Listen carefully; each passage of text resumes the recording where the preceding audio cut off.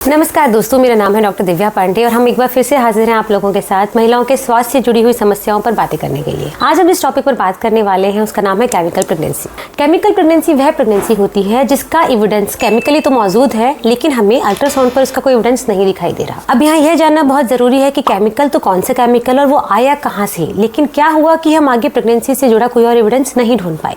देखिए, इस बात को समझने के लिए हमें जानना होगा कि यूरिन प्रेगनेंसी टेस्ट या फिर बीटा HCG ब्लड टेस्ट का बेसिस क्या होता है। ओवम और स्पर्म के मिलने के बाद जो जाइगोट बनता है वो आपके महीने यानी पीरियड्स के तकरीबन तीसरे हफ्ते के आसपास यूट्रस में पहुंचने की तैयारी करने लगता है और इस दौरान जाइगोट के दो हिस्से तैयार होने लगते हैं। पहला हिस्सा जो यूट्रस से अटैच होने के लिए बनाने लगता है आवल का हिस्सा, साथ ही साथ दूसरा हिस्सा बनाता है भ्रूण से जुड़ा हुआ भाग। भ्रूण का वह हिस्सा जो यूट्रस से जुड़ा हुआ होता है उससे सिक्रीट होता है एक हार्मोन जिसे कहा जाता है बीटा HCG हार्मोन।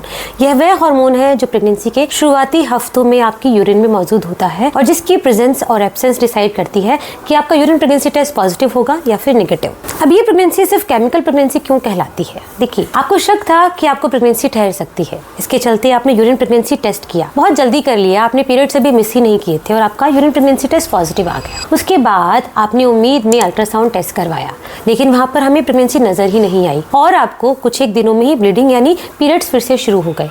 ऐसा क्यों हुआ? ऐसा इसलिए हुआ कि जिस भ्रूण को पनपना था वो पनप नहीं पाया, जिस प्रेगनेंसी को आगे बढ़ना था वो बढ़ नहीं पाई। इसके कारण कुछ अलग अलग तरह के हो सकते हैं। हो सकता है इसके कुछ मैटरनल यानी माँ से जुड़े हुए कारण हो, या फिर हो सकता है कि फीटल यानी भ्रूण से जुड़े हुए कारण हो सकता है मैटरनल कारणों में मदर को किसी तरह के हार्मोनल डिस्टर्बेंसेस की शिकायत हो सकता है कुछ इम्यूनोलॉजिकल डिसऑर्डर्स हो, या फिर हो सकता है कि फीटस में किसी तरह की जेनेटिक प्रॉब्लम हो जिसके चलते यूट्रस या फिर माँ के शरीर ने उस भ्रूण को एक्सेप्ट नहीं किया। कारण चाहे कुछ भी रहा हो, लेकिन वो प्रेगनेंसी जो अपने केमिकल या फिर रासायनिक रूप से आगे ही नहीं बढ़ पाई, आपको उसे भुलाकर आगे जरूर बढ़ना है। आपको यह ध्यान रखना है कि यह प्रकृति का टेक केयर करने का तरीका है। अगर ऐसा एक ही बार हुआ है तो आप 3 से 4 महीने के अंतराल के बाद अपनी अगली प्रेगनेंसी आराम से प्लान कर सकते हो, लेकिन अगर ऐसा 3 या उससे अधिक बार हुआ है तो इस दशा में हो सकता है हमें कुछ आपके हार्मोनल, इम्यूनोलॉजिकल या फिर जेनेटिक टेस्ट करने पड़े। केमिकल प्रेगनेंसी से जुड़ा कोई भी सवाल आपके मन में हो तो आप कमेंट्स में जरूर पूछ सकते हैं। महिलाओं के स्वास्थ्य से जुड़ी जरूरी और प्रामाणिक जानकारी के लिए हमारे चैनल से